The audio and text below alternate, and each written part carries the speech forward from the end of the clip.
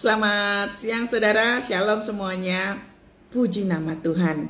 Kita sudah memasuki hari baru, hari Sabtu, weekend. Sekalipun banyak anak-anak libur sekolah, hari ini banyak yang berlibur. Ayo jangan lupakan saat teduh ya. Kita mau belajar, kita mau memuji Tuhan, kita mau menyembah Tuhan. Kita doa dulu ya. Tuhan, terima kasih untuk hari ini. Terima kasih kami boleh memasuki hari yang baru. Terima kasih Tuhan, Engkau luar biasa baik buat setiap kami. Kami ada hari ini semua karena kebaikan Tuhan. Sebentar kami mau mendengarkan Engkau Tuhan. Kami mau duduk sebagai seorang murid. Urapi setiap kami. Urapi tempat kami. Urapi rumah kami dengan damai sejahtera Tuhan. Terima kasih Tuhan. Pengajaran-Mu pasti menguatkan kami.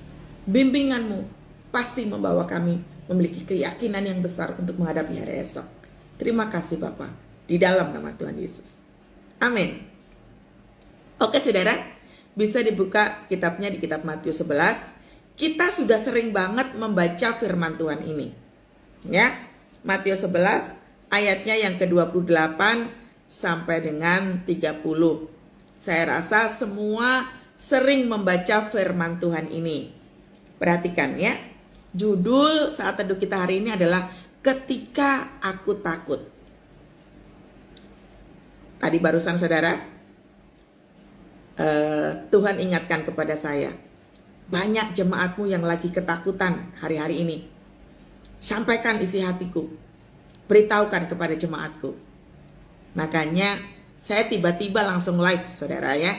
Saya mau menyampaikan isi hati Tuhan, agar supaya Anda dan saya, kita semuanya diberikan kekuatan yang baru oleh Tuhan ya. Buka kitabnya di kitab Matius 11 ayat yang ke-28. Marilah kepadaku semua yang letih lesu dan beban berat, aku akan memberikan kelegaan kepadamu. Pikul aku yang kupasang dan belajarlah kepadaku, karena aku lemah lembut dan rendah hati, dan jiwamu akan mendapat ketenangan. Sebab kup yang kupasang itu enak dan bebanku pun ringan. Puji nama Tuhan. Saudara, seringkali kita baca firman Tuhan ini, tapi tidak banyak yang melakukan. Hari-hari ini semakin banyak orang yang mengalami stres yang berkepanjangan. Tidak hanya mengalami kelemahan tubuh, susah tidur. Tidak hanya mengalami gangguan mental, tetapi terikat dengan roh ketakutan. Hampir tiap hari, tiap waktu takut. Takut menghadapi hari esok. Takut tidak punya masa depan. Takut kehilangan dan lain sebagainya. Dan siang hari ini Tuhan mau ingatkan kepada kita semua. Marilah kepadaku semua yang letih lesu dan berbeban berat. Keadaan kita apa sekarang? Ketakutan apa sekarang yang sedang melanda dalam hidup kita? Saya pernah di posisi takut. Kalau dibilang saya punya masalah atau tidak, banyak banget persoalan saya. Bahkan sampai hari ini, persoalan saya belum selesai. Bahkan makin hari makin berat. Tapi kalau dibilang saya takut atau tidak, terkadang saya takut. Tetapi saya harus pegang dulu bahwa saya tidak mau diperbudak dengan ketakutan. Karena ketakutan itu bukan berasal daripada Tuhan. Lawan dari ketakutan adalah damai sejahtera. Ketika kita kehilangan damai sejahtera, artinya iblis sudah mengambil alih. Tidak hanya sebagian, bisa jadi semua kehidupan kita diambil alih oleh iblis.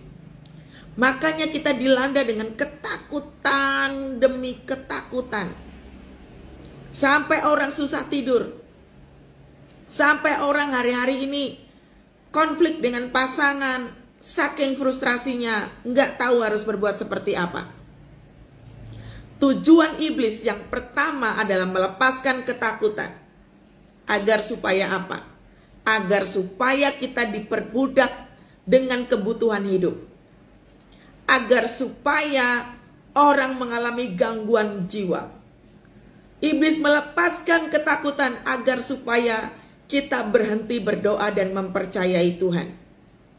Lalu tujuan iblis melepaskan ketakutan agar supaya setiap anak-anak Tuhan mengalami kebinasaan seperti iblis ini. Makanya satu roh ketakutan itu ketika dilepaskan, maka akan mengikuti roh lainnya, yaitu roh frustrasi. Tidak sedikit yang ingin bunuh diri.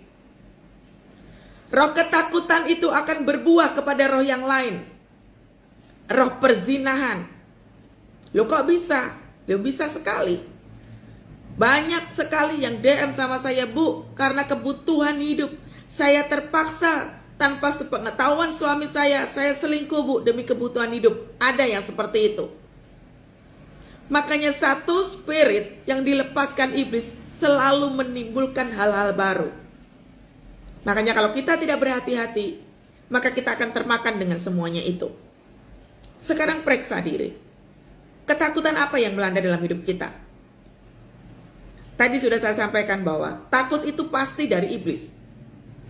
Tetapi yang datang dari Tuhan itu selalu damai sejahtera, sukacita, ada pengharapan.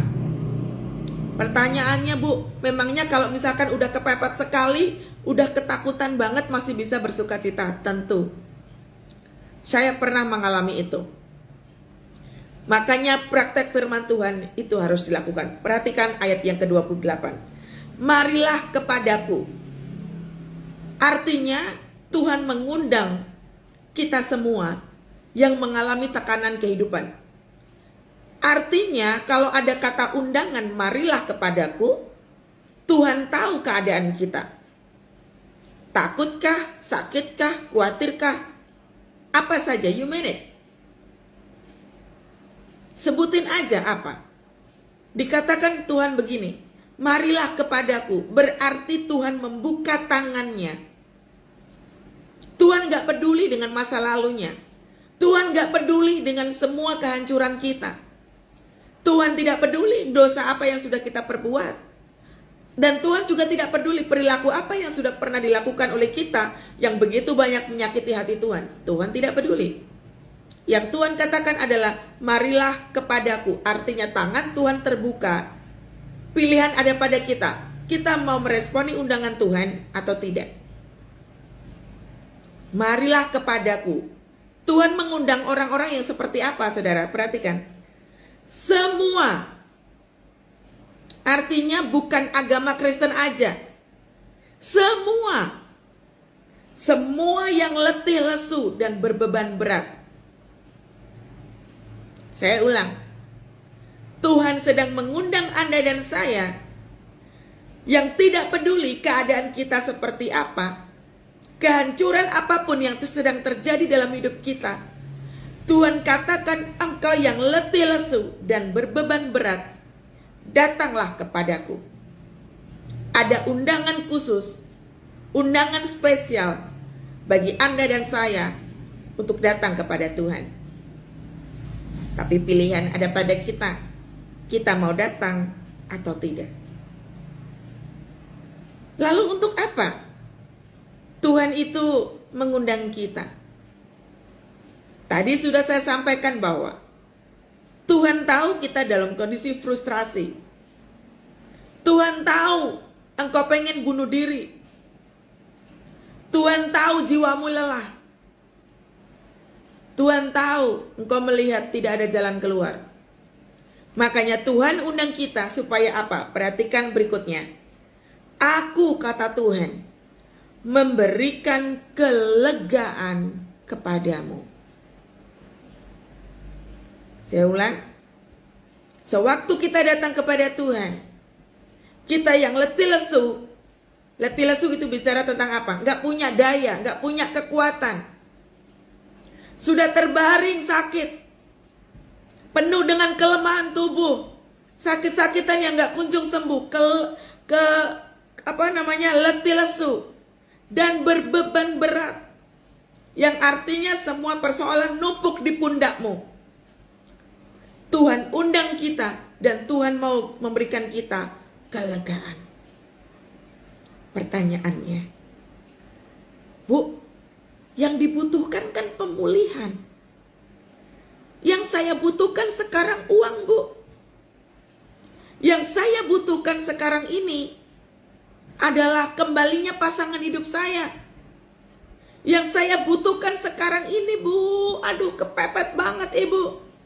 Rumah saya sudah mau diambil oleh bank. Saya sudah kepepet Ibu. Perhatikan. Di awal tadi saya sudah bilang bahwa ketika iblis melepaskan ketakutan, satu spirit ketakutan itu akan menghancurkan bagian-bagian semua kehidupan kita. Roh kita, jiwa kita, tubuh kita akan diambil oleh iblis. Berawal dari satu spirit, yaitu ketakutan. Dimulai dari kita terlebih dahulu, dicuri semuanya. Dicuri sukacita kita, dicuri pengharapan kita, dicuri kekuatan kita. Tubuhnya jadi letih lesu. Kemudian jiwanya akan tergoncang. Berapa banyak hari-hari ini banyak orang mengalami goncangan. Mentalnya mulai sakit, sensitif, ribut dengan pasangan, sudah tidak lagi mau sujud berdoa. Tujuannya apa? Kehancuran, bukan? Itulah kenapa tadi saya bilang bahwa Tuhan mengutamakan kelegaan. Makanya tadi saya beritahukan di awal bahwa memangnya bisa kalau kondisi goncangan begitu besar seperti ini kita bersuka cita? Bisa. Firman Tuhan mengatakan bahwa bersukacitalah senantiasa itu bukan pesan yang kaleng-kaleng. Itu adalah firman Tuhan yang harus kita lakukan. Bersukacitalah senantiasa. Bersukacita di sini tuh artinya bukan kita berjingkrak-jingkrak, kita nyanyi kenceng-kenceng, kita joget-joget, bukan itu loh. Bersukacita di sini memiliki arti bahwa ada damai yang tidak bisa ditukar dengan apapun. Kedamaian yang membuat seseorang itu tidak bisa diintimidasi iblis dengan berbagai macam ketakutan. Dia memiliki satu keyakinan yang besar bahwa dia tidak sendirian. Ada sesosok yang luar biasa dahsyat yang memimpin, yaitu Tuhan Yesus.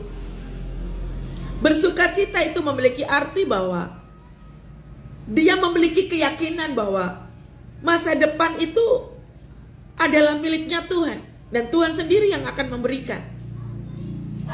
Bersukacita itu bicara tentang kehidupan yang saya punya, kehidupan yang Anda punya, itu bukan milik kita seutuhnya. Kita ini miliknya Tuhan. Itu artinya bersukacita. Makanya ketika Tuhan katakan bersukacitalah senantiasa di dalam Tuhan, bukan bersukacita versi kita. Bersukacita versi kita itu lebih kepada duniawi. Kita lebih jatuh dalam dosa. Kita merokok, kita nonton film porno, kita melakukan free sex dengan alasan frustrasi banget. Kita narkoba dengan alasan kita udah frustrasi banget, stres banget, lalu melakukan dosa-dosa lain, masturbasi, onani, semuanya itu dilakukan dengan alasan stres. Bahkan mabuk-mabukan dengan orang-orang dengan alasan frustrasi. Makanya pentingnya yang namanya kelegaan Tuhan berikan bagi Anda dan saya. Gak gampang untuk bisa terima itu. Makanya ketika orang mengatakan, "Loh kok kelegaan sih yang diberikan? Kan saya butuhnya ini." Itu tadi yang saya bilang, bahwa satu spirit yang diberikan iblis, yaitu berupa ketakutan itu, akan merembet kemana-mana. Kita dimulai dari diri kita mengalami kehancuran, diikuti dengan pasangan, anak-anak, semua akan mengalami kehancuran. Karena tujuan iblis adalah kebinasaan. Seringkali kita tidak sadar itu. Ketika fokus kita hanya kepada satu tujuan. Misalnya, tadi tuh ya, ketika udah dipepet sama debt collector, utang. Pikiran kita hanya uang. Ketika kita diperbudak dengan segala macam ketakutan dalam bentuk sakit penyakit yang tidak kunjung sembuh. Lalu iblis melepaskan ketakutan, akhirnya apa? Bunuh diri, tujuan akhir. Iblis suka memperbudak kita. Iblis suka membuat kita takut. Makanya Tuhan tahu. Saya sudah beritahu saudara bahwa Tuhan Yesus itu melebihi seorang psikolog. Dia melebihi seorang psikiater. Makanya dia disebut sebagai tabib yang ajaib. Karena ngerti. Sewaktu seseorang dikuasai oleh ketakutan, maka spirit yang lain akan ngikutin. Termasuk spirit bunuh diri. Roh maut itu akan ngikutin saudara. Iblis kerjanya sat. Kalau kitanya sendiri tidak berhati-hati, maka kita akan ditelannya. Koreksi diri sekarang. Apa yang sedang kita alami? Ketika kita sudah dalam kondisi ketakutan seperti itu, apa yang dilakukan saudara? Beberapa waktu yang lalu, ada seorang jemaat Tuhan di gereja kami ketika konseling dengan saya. Dia ketakutan karena ditipu miliaran rupiah. Dia jual asetnya karena gak laku-laku, dia pergi ke dukun. Itulah tujuan iblis. Tujuan iblis adalah membelokkan kepala kita. Pikiran kita, nalar kita dibelokkan sama iblis. Yang harusnya seperti firman Tuhan ini, marilah kepadaku yang letih lesu itu. Iblis tahu bahwa firman Tuhan ini tahu, iblis tahu banget. Makanya iblis masuk ke dalam pikiran kita berupa intimidasi agar supaya kita membuat keputusan yang salah. Ya seperti tadi itu jemaat Tuhan yang tadi. Pergi ke dukun supaya apa? Asetnya terjual. Yang ada apa? Dia kena dukun cabul. Itulah pentingnya kita duduk di dalam hadirat Tuhan. Karena di dalam kehidupan kita itu hanya ada dua Tuhan. Tuhan atau hantu. Ya, kalau dibalik-balik itu kan Tuhan hantu, Tuhan tuh, Tuhan tuh. Gitu kan? Kita mau minta dipimpin oleh siapa? Jadi firman Tuhan ini disampaikan kepada Anda dan saya karena Tuhan tahu konsekuensinya ketika orang diliputi dengan ketakutan. Maka konsekuensinya adalah kebinasaan seperti yang dimau iblis.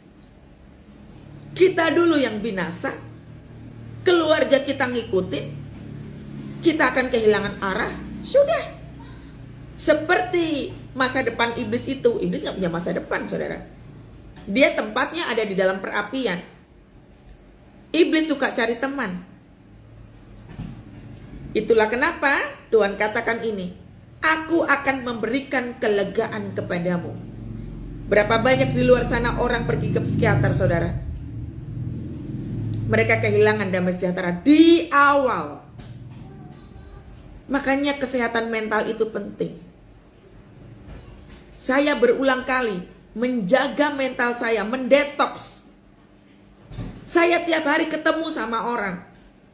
Saya harus detoks pikiran saya dari pikiran-pikiran negatif. Dari cerita-cerita orang yang dimasukkan ke dalam pikiran saya, yang saya dengar, yang saya lihat, semuanya itu bisa menimbulkan sampah. Saya tidak mau menumpuk semuanya itu. Saya harus pastikan bahwa mental saya harus sehat. Karena memiliki mental yang sehat, saya bisa memuji dan menyembah Tuhan. Ketika orang-orang diliputi dengan ketakutan, berapa banyak yang mentalnya sakit. Tanda awal orang mental sakit kenapa saudara? Mood swing. Moodnya berubah-ubah. Terkadang sedih banget, happy banget. Pertanda bahwa mentalnya sedang tidak baik-baik aja adalah ketika dia sensitif, kesenggol dikit marah. Ada orang ngomong apa tersinggung, dikit-dikit luka, dikit-dikit marah, dikit-dikit kecewa, dikit-dikit meninggalkan Tuhan. Itu pertanda bahwa mentalnya sudah tidak baik-baik aja. Makanya penting sekali Tuhan katakan kelegaan itu adalah yang pertama. Jadi itulah kenapa waktu kita nyembah Tuhan, kita mendapatkan damai sejahtera. Kok enak ya waktu kita nyembah Tuhan? Rasa-rasanya itu hatiku adem, hatiku tentram. Memang itu tujuan Tuhan. Agar supaya pada saat kita memiliki hati yang tentram, kita bisa berpikir sehat, saudara. Hati yang tentram membuat kita tuh mampu untuk menjaga hati. Hati yang tentram, yang penuh dengan kelegaan itu tadi, itu membuat kita itu tidak membuat keputusan yang sembrono. Kita cenderung mengutamakan Tuhan. Makanya Tuhan katakan di firman Tuhan ini, marilah kepadaku, kita semua yang lagi letih lesu saat ini, yang lagi frustrasi, yang lagi gak bisa tidur, yang lagi terikat dengan obat-obatan, yang lagi sakit-sakitan, yang engkau frustrasi apa saja, masalah apa saja, Tuhan katakan, come to me. Aku akan memberikan kelegaan kepadamu. Itu dulu yang kita dapat. Itu enak, saudara. Kita bisa mengalami ketenangan. Karena kalau namanya orang ancur-ancuran hilang damai sejahtera itu menyiksa tubuh. Tubuhnya tersiksa dengan berbagai macam kemarahan. Lalu jiwanya akan sakit. Dan tubuhnya lama-kelamaan akan rontok juga. Pentingnya, jadi pada waktu kita mengalami ketakutan, apa yang harus dilakukan, saudara? Lakukan seperti firman Tuhan katakan, datang kepada Tuhan. Bu, sudah datang loh bu, udah muji nyembah Tuhan, datang lagi. Sampai jiwamu tenang, sampai hatimu tenang, dan engkau merasakan kelegaan. Anda harus bayar harga. Makin frustrasi bu, tiap hari ribut dengan pasangan. Saya frustrasi keadaan anak saya yang seperti ini bu. Memang betul. Semuanya itu diizinkan Tuhan agar supaya percaya. Ketahuilah saudara bahwa kapasitas Anda dan saya lagi diperluas ketika kita itu sedang mengalami ketakutan. Kapasitas untuk apa? Ketika kita diperhadapkan dengan suatu masalah, kita nggak dikit-dikit takut. Kita nggak dikit-dikit cengeng, nangis, mengasihani diri sendiri. Kita nggak dikit-dikit, bu doain saya dong bu. Bu doain saya, bu doain saya, pak doain saya. Kecewa dengan semua orang, nggak ada yang doain, kecewa lagi. Itulah kapasitas kita sedang diperluas oleh Tuhan pada saat apa? Ketakutan. Agar supaya Anda dan saya ketika mendapati suatu masalah, kita sudah katakan, oh aku pernah ngalamin ini, aku tahu apa yang harus aku perbuat. Makanya saya pernah ceritakan beberapa waktu yang lalu bahwa ketika saya punya kebutuhan hidup, saya nggak perlu menyampaikan berulang-ulang di hadapan Tuhan. Saya cukup mengatakan, Tuhan yang ini belum. Sudah, saya nggak mau mengulang-ulang. Tuhanku mendengar, dan aku mempersilahkan Roh Kudus bekerja atas hidupku. Bagianku apa? Bagianku adalah percaya.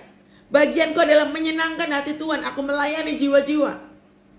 Bagianku adalah aku hidup benar. Aku menjaga perkataanku. Aku menjaga pikiranku untuk agar supaya kehidupan saya hanya menyenangkan hati Tuhan. Orang yang menyenangkan hati Tuhan tidak konflik kemana-mana. Dia menjaga dirinya dengan sangat baik. Ada bagian kita, ada bagian Tuhan. Jangan terlalu banyak menuntut Tuhan. Tuhan, kenapa yang ini belum dijawab? Tuhan, ini udah kepepet. Kita makin ke sana, makin ke sana, makin ke sana. Kita menggurui Tuhan. Itu loh tujuan iblis. Menyamakan diri seperti iblis. Ingat pada waktu Tuhan Yesus berpuasa 40 hari lamanya dicobai sama iblis toh? Pencobaan di padang gurun, ya, di kitab Matius. Di situ dikatakan bahwa kalau engkau bisa mengubah batu ini jadi roti, coba lakuin aja.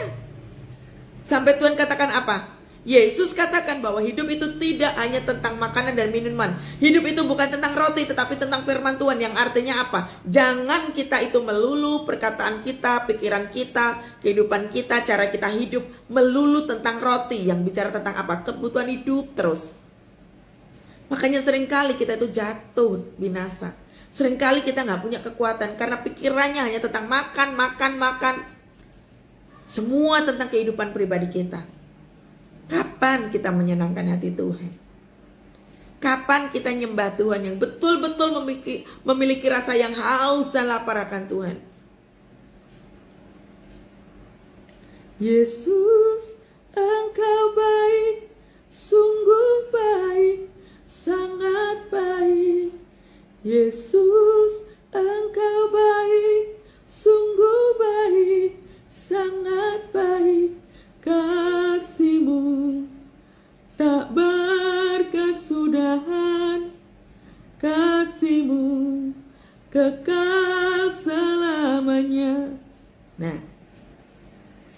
kita menyenangkan hati Tuhan, Yesus, Engkau baik, memuliakan kebaikan Tuhan, memuliakan kebesaran Tuhan, bukan berteriak tentang uang, sembuh, keluarga, duit, itu terus. Makanya kita mengalami ketakutan demi ketakutan. Itulah tujuan iblis, diperbudak dengan ketakutan, diperbudak dengan kebutuhan hidup. Makanya Anda harus berani untuk berubah. Kalau nggak berubah nggak bisa, saudara. Anda akan frustrasi terus. Siang ini tadi, saudara, saya tiba-tiba live karena Tuhan kasih tahu begitu banyak orang mengalami ketakutan hari-hari ini. Beritahukan kepada anak-anak Tuhan ini agar supaya mengubah cara hidupnya. Ubah, saudara. Bu, tapi itu kebutuhan udah di depan mata. Tahu, makanya firman Tuhan katakan, toh, engkau yang letih lesu ini datang dululah sama Tuhan. Izinkan Tuhan yang bicara. Kalau kita itu masuk dalam hadirat Tuhan, jangan kita yang ngomong terus. Nanti Tuhan gak ada kesempatan untuk bicara. Karena di dalam ketakutan, di dalam kekhawatiran, di dalam kelemahan tubuh, di dalam overthinking, semuanya itu kita akan kesusahan untuk mendengar suara Tuhan. Makanya santai. Tuhan kasih kita kelegaan supaya apa? Mendengar nanti pesan Tuhan itu dengan gamblang. Makanya setelah ini, saya tahu bahwa yang ikut live maupun yang lihat di YouTube ini, Anda diliputi dengan ketakutan. Anda harus berani praktek, datang kepada Tuhan, nyembah aja, nggak usah terlalu banyak berdoa seperti apa. Nyembah Tuhan aja, senengin hati Tuhan, agungkan Tuhan. Maka Tuhan akan memberikan kelegaan kepadamu. Urusan jawaban doa itu urusan belakangan, itu area Tuhan. Jangan kita masuk ke area situ. Karena penyebab kita frustrasi, penyebab kita takut karena kita masuk dalam area yang bukan menjadi area kita. Bagian kita adalah menyenangkan hati Tuhan. Amin. Berikutnya, yang ke-29. Pikulah kuk yang kupasang dan belajarlah padaku. Semua orang tahu ya, kuk. Semua orang tahu. Yang ditaruh di sini seperti kayak kayu begitu ya, kayu berat banget yang ditaruh di pundaknya. Entah itu kerbau atau sapi gitu ya, yang ditaruh di sini untuk apa toh? Agar supaya tanah itu digemburin. Bagi yang petani pasti lebih tahu ya. Koreksi saya kalau saya salah, saya bukan petani, saudara. Tetapi digunakan itu supaya apa? Tanahnya mulai gembur karena akan ditanami nanti. Sewaktu saya baca firman Tuhan ini, saya bertanya sama Tuhan, Tuhan, sebenarnya pengertian yang gampang banget tentang kuk ini apa ya? Pikulah kuk yang kupasang. Tuhan kasih contoh kepada saya itu tentang apa? Saat teduh. Gambarkanlah bahwa saat teduh itu adalah kuk yang dipasang sama Tuhan. Kuk yang kupasang itu, belajarlah banyak padaku. Sewaktu kita saat teduh, kita lagi belajar. Sewaktu kita saat teduh, kita lagi dengerin firman Tuhan. Sewaktu kita baca firman Tuhan, kita lagi mendengarkan isi hati Tuhan. Kebanyakan daripada kita tidak mau pikul kuk ini. Iya bu, saya hari-hari ini tuh agak malas ke gereja. Agak malas bu kalau berdoa.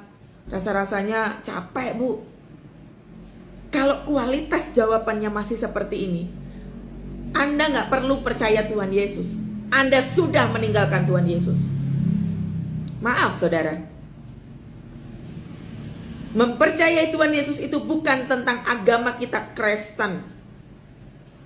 Banyak orang Kristen tidak memiliki jaminan bahwa dia melakukan saat teduh, dia memiliki hubungan yang intim dengan Tuhan. Tidak ada jaminan. Karena saya melihat bahwa yang DM saya rata-rata mereka yang bu doakan saya. Saya tanya balik, doa gak kamu? Enggak bu, akhir-akhir ini malas bu. Selama engkau nebeng iman dengan pendeta, Anda tidak akan pernah bisa menjadi jemaat yang dewasa. Yang ada, Anda suka minum susu, maunya disuapin, maunya makanan yang enak, maunya diberikan. Kristen mandul, tidak pernah mau bertumbuh. Come on saudara.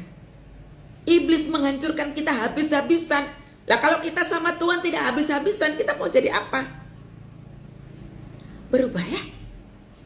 Firman Tuhan siang hari ini mengingatkan kepada kita semua, jangan kita diperbudak dengan berbagai macam ketakutan. Semua orang yang masih hidup pasti akan diperhadapkan dengan persoalan. Makanya tadi dikatakan bahwa marilah kepadaku yang letih lesu itu. Tuhan tidak peduli dengan kehancuran apa saja yang kita sedang alami. Termasuk kita jatuh dalam pencobaan akibat dari dosa dan kesalahan kita, Tuhan pun gak peduli. Pertobatan itu yang lebih utama. Pikulah aku yang kupasang dan belajarlah padaku. Jangan tidak melakukan doa, pujian, penyembahan. Jangan jadikan itu beban. Besok hari Minggu, jangan jadikan itu beban. Jangan datang terlambat. Jangan jadikan itu beban. Baca firman Tuhan, jangan jadikan itu beban. Itu buat dirimu sendiri, saudara. Tadi malam saya pelayanan di sebuah komsel. Ada seorang ibu itu bercerita tentang bukan suaminya. Dia lagi berdoa, bergumul tentang keadaannya, tentang suaminya juga. Lalu saudara tantenya atau iparnya itu nyeletuk ngomong begini, lu ngapain sih doa? Toh juga lu nggak mengalami perubahan. Nah, dia mengalami goncangan, goyah imannya. Iya ya, gue udah doa berkali-kali juga gue nggak dapat jawaban tuh dari Tuhan. Nah ini mudah diombang-ambingkan. Dikasih tahu begini langsung diombang-ambingkan, langsung gampang banget.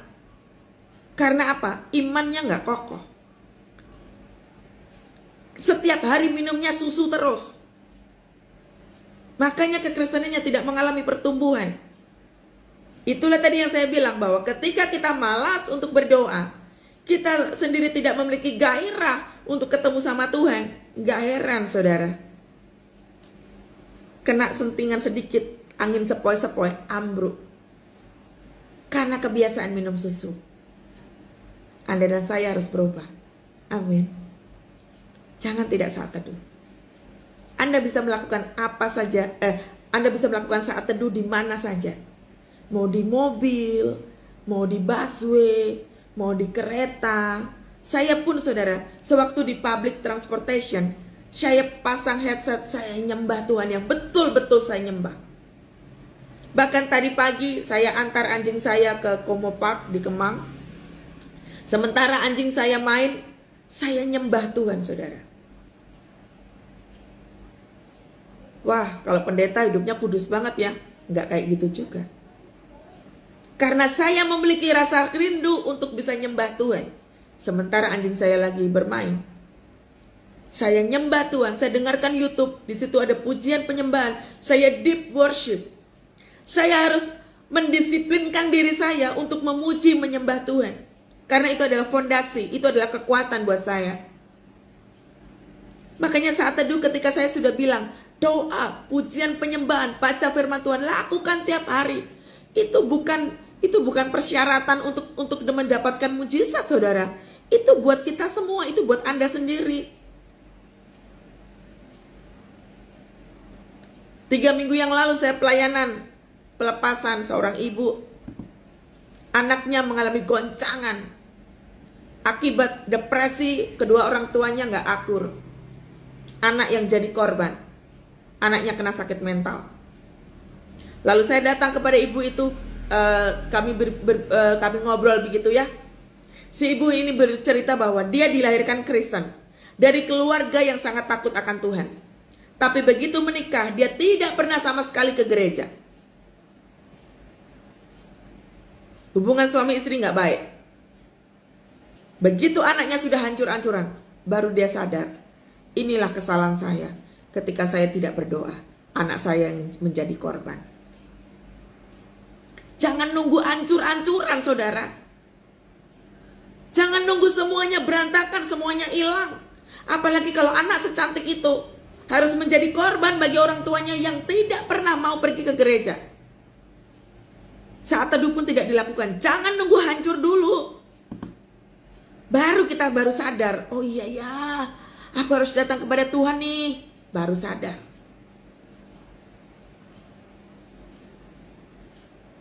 Mari saudara. Jangan nunggu hancur-hancuran. Ya, dikatakan begini. Pikul aku yang kupasang dan belajarlah padaku, karena aku ini lemah lembut. Yang artinya apa toh saudara? Memang lemah lembut ini bukan berarti, oh ya nak, kamu jatuh dalam dosa aja nggak apa-apa, enggak loh.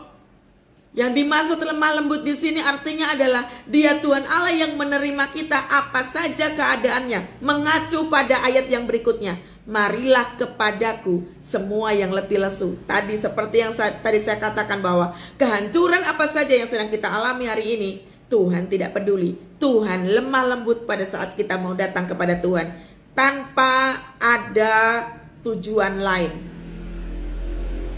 Yang artinya datang kepada Tuhan karena cinta kita kepada Tuhan. Kita datang kepada Tuhan dengan tujuan pertobatan. Makanya hati Tuhan lemah lembut menerima orang yang seperti itu. Jangan kita datang kepada Tuhan agar supaya utangnya lunas. Jangan supaya kita datang kepada Tuhan supaya anaknya tadi tuh yang sakit mental supaya cepat sembuh. Bukan. Tuhan tidak tertarik mendengar kita itu membutuhkan mujizat. Mujizat buat Tuhan gampang. Tuhan lebih mengutamakan kita itu hidup dalam pertobatan. Sudah seberapa jauh kita melangkah? Kita meninggalkan Tuhan hari-hari ini. Sekalipun saudara ikut saat teduh bareng sama saya begini, Anda harus punya waktu sendiri dengan Tuhan. Bu, di rumah itu tuh suami tuh suka nggak mau diajak doa. Yang namanya saat teduh itu hanya berdua dengan Tuhan.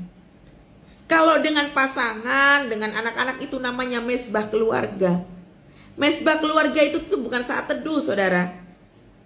Saat teduh itu adalah saat-saat berdua dengan Tuhan. Anda harus punya waktu itu. Jangan Anda sibuk dengan teman-teman, sibuk dengan pekerjaan, sibuk traveling, sibuk seneng-senengin diri, tapi Tuhan Yesusnya tidak diperhatikan. Kau pikir kita ini hidup karena siapa toh? Yang kita pakai, yang kita kenakan, yang kita makan tiap hari, yang kita minum tiap hari, memangnya itu pemberian siapa? Bukankah kita harus menaruh rasa hormat di hadapan Tuhan? Ingatlah itu saudara, bahwa apa yang kita punya hari-hari ini itu miliknya Tuhan loh. Kita itu cuma numpang. Langit dan bumi aja miliknya Tuhan, Tuhan yang bikin kok. Bagaimana bisa kita kecewa sama Tuhan, marah sama Tuhan, meninggalkan Tuhan? Gampang banget kita itu suka kecewa. Ini tadi yang saya bilang, Kristen suka minum susu. Kecewa terus tanpa ada pertumbuhan. Pikul aku yang kupasang. Anda dan saya suka atau tidak, kalau tidak mau belajar tentang bagaimana harus bersaat teduh yang benar di hadapan Tuhan, sudah, Anda bersiap diri dilahap habis oleh yang namanya roh jahat. Kayak tadi cerita yang tadi saya sebutin tadi tuh, si ibu yang menjualkan asetnya sampai dia tidak menggunakan nalarnya, tidak menggunakan akal budinya, dia pergi ke dukun supaya apa? Asetnya terjual. Yang ada dia dimakan sama iblis. Gak bisa doa sampai sekarang. Dia belum pelepasan sampai sekarang. Pelepasan itu gampang saudara, tapi pertobatan itu yang penting. Banyak orang, Bu, layanin saya pelepasan, Bu, kayaknya saya gini-gini, saya gak mau. Pelepasan itu harus ada kesepakatan untuk yang namanya hidup bertobat. Anda harus tahu dulu kesalahannya apa. Jangan karena anaknya jadi tumbal terus seolah-olah, aduh nanti anakku jadi tumbal, aduh Bu, tolong Bu, saya harus pelepasan. Tidak, itu keputusan yang salah. Anda harus tahu dulu, anak saya seperti ini karena dosa saya, keluarga hancur ini karena dosa saya. Akui dulu, baru setelah itu pelayanan pelepasan. Makanya saudara, hiduplah takut akan Tuhan. Ya, jangan melulu tentang kebutuhan hidup. Makin susah, Anda akan makin susah. Firman Tuhan yang mengatakan bahwa nantikanlah Tuhan, kuatkanlah dan teguhkanlah hatimu. Ya, nantikanlah Tuhan. Kalau apa-apa itu nunggu Tuhan dulu. Sewaktu kita menantikan Tuhan, kita melakukan apa? Pujian, penyembahan terus, deep worship. Aku percaya berkat-Mu atasku melimpah. lupa kebajikan, kemurahan selalu mengikutiku. Ku puji, ku sembah Kau Tuhan. Ya, karena aku lemah lembut dan rendah hati, dan jiwamu akan mendapat ketenangan. Tadi yang pertama tadi mendapatkan kelegaan. Lalu yang kedua, Tuhan kasih bonus lagi, ketenangan. Enak nggak? Orang yang jiwanya tenang itu, dia tidak sembrono memperlakukan Tuhan. Orang yang tenang itu tahu, begitu ada tekanan kehidupan, dia tahu kemana harus pergi. Suatu kali saudara, saya mendapat surat dari kantor pajak begitu saudara ya. Ada beberapa yang harus saya urus dengan perusahaan yang saya punya, dan itu nilainya besar. Saya nggak punya kemampuan untuk menyelesaikannya. Takut tidak? Tentu takut. Saya juga sama, seperti manusia pada umumnya. Saya takut. Tapi karena saya tahu firman Tuhan ini, saya tahu siapa Tuhan saya tahu bagaimana saya harus hidup. Yang saya lakukan adalah, pertama kali saya datang kepada Tuhan. Saya nggak langsung bilang, Tuhan ini gimana, Tuhan aku takut Tuhan. Tuhan aku sudah melayani Engkau, kenapa masalah ini nggak selesai? Tidak. Saya tidak, sama sekali tidak melakukan itu.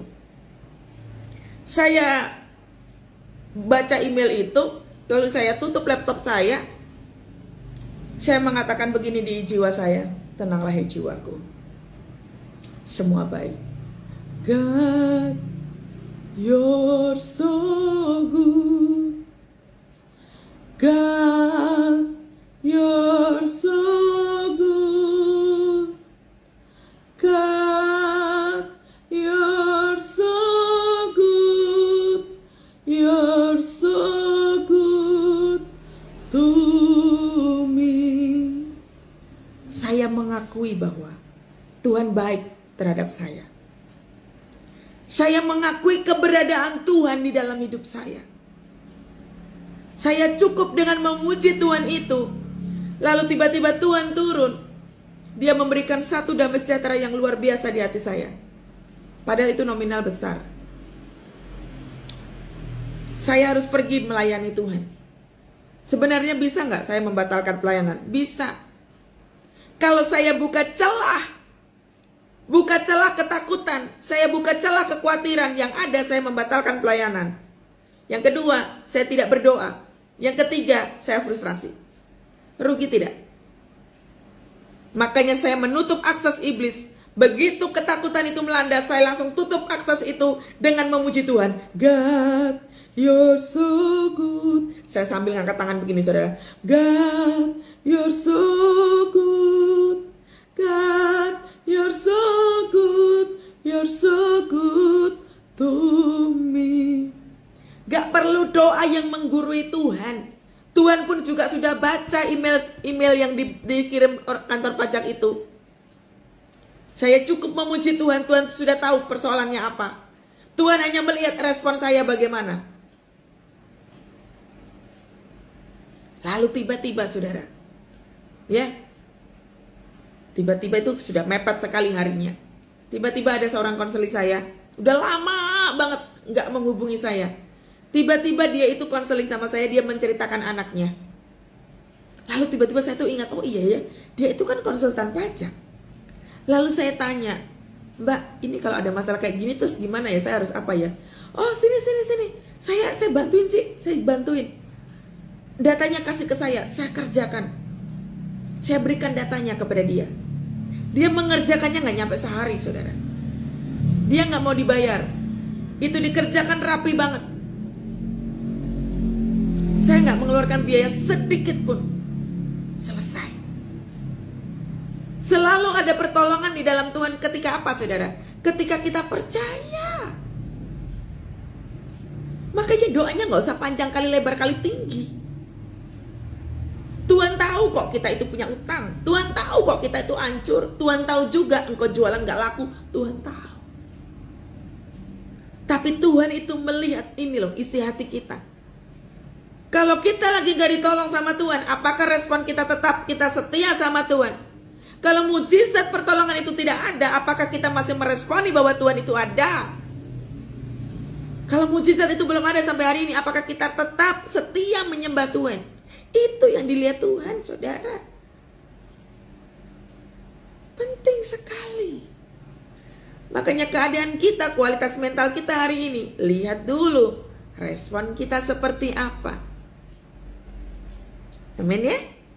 Dikatakan pikulah kuku yang kupasang dan belajarlah banyak daripadaku. Saat teduh, jangan pakai itu sebagai beban. Memuji menyembah Tuhan, jangan gunakan itu sebagai beban. Amin. Ya.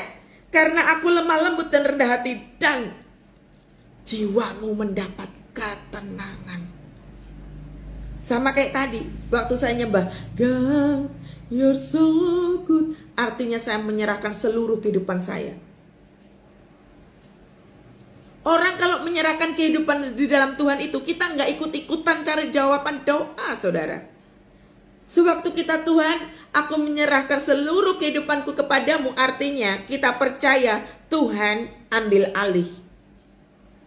Jadi nanti jawaban doanya seperti apa? Ya izinkan Tuhan yang ambil alih. Jangan kita yang ribet. Seringkali yang membuat kita takut, yang membuat kita itu tadi tuh ya, mengalami kelemahan tubuh, gak bisa tidur, kita sendiri yang bikin. Kita khawatir itu kita yang berkeputusan untuk khawatir. Kita berkeputusan khawatir, kita berkeputusan takut, kita berkeputusan tidak percaya. Makanya firman Tuhan ini, kalau kita tidak baca, kita tidak akan pernah tahu isi hati Tuhan.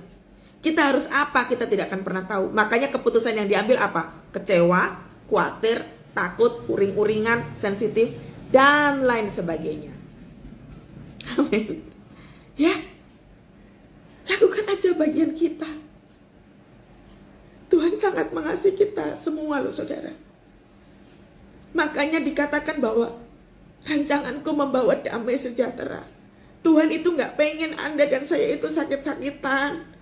Tuhan gak pengen kita itu depresi sampai harus ke psikiater.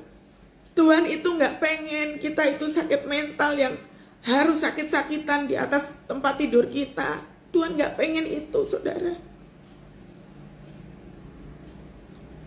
Tuhan melimpahkan kita yang namanya damai sejahtera, agar supaya kita itu hidup berkemenangan. Amin. Makanya berserulah kepada Tuhan. Yesus, padamu ku berseru, Kaulah penyelamatku, terpujilah Kau Tuhanku di atas segalanya. Nyembah Tuhan aja saudara. Nyembah Tuhan. Saya terkadang saudara, kalau nggak bisa lagi harus melakukan apa-apa, saya cuma duduk diam di hadapan Tuhan. Saya cukup mengatakan, Tuhan, aku percaya kepadamu. Tuhan, aku tahu Engkau melihatku. Aku tahu Tuhan, Engkau tidak membiarkan aku. Terkadang saya cukup ngomong seperti itu saudara. Saya nggak perlu yang doa panjang kali lebar kali tinggi, nggak perlu saudara. Senangin hati Tuhan. Seperti tadi tuh, nyembah Tuhan aja, muliakan Tuhan aja. Gak mungkin Tuhan akan meninggalkan kita. Kasihnya Tuhan itu besar. Makanya kenapa Yesus itu harus mati di kayu salib, supaya penebusannya itu gak sia-sia. Jangan sampai kita itu binasa seperti iblis punya. Makanya firman Tuhan, pegang itu. Pegang itu. Ya. Sebab kuk yang kupasang itu enak dan bebanku pun ringan. Tadi kuk itu saya gambarkan sebagai firman Tuhan. Kuk itu saya gambarkan sebagai saat teduh. Jangan jadikan beban. Justru kalau nggak saat teduh, justru pada saat kita nggak berdoa, beban kita akan makin berat. Udah persoalan nggak selesai-selesai, kita frustrasi, nggak ada kekuatan, ya kan? Makanya ketika kita tidak memiliki gairah untuk nyembah Tuhan, artinya kita udah jauh banget dari Tuhan. Tuhannya sih nggak kemana-mana, saudara. Tuhannya tetap dekat sama kita, tapi kita sendiri yang menjauhkan diri dari Tuhan. Rubah ya, cara kita hidup rubah. Amin. Sebab kuk yang kupasang itu enak. Enak di sini bicara tentang apa? Tadi itu seperti tadi yang saya bilang. Ketika saya dapat surat tagihan tadi itu, begitu saya nyembah Tuhan, saya tidak perlu yang namanya frustrasi. Saya tidak perlu yang namanya membatalkan pelayanan. Apalagi sampai saya marah-marah sama Tuhan. Enggak. Karena saya tahu di dalam Tuhan ada kenikmatan yang luar biasa. Mari saudara, Anda yang ikut live ataupun yang nonton di YouTube, miliki yang namanya level kekristenan sampai di posisi yang mengatakan bahwa Tuhan, apa saja yang kau mau perbuat dalam hidupku, silahkan ya Tuhan. Jadi Tuhan mau apa? Silahkan. Belajar. Saya pun belajar menyerahkan hak saya. Saya berhak punya pekerjaan, tapi pekerjaan saya diizinkan Tuhan untuk diambil. Saya berhak punya bisnis, tapi yang saya punya diizinkan Tuhan untuk diambil.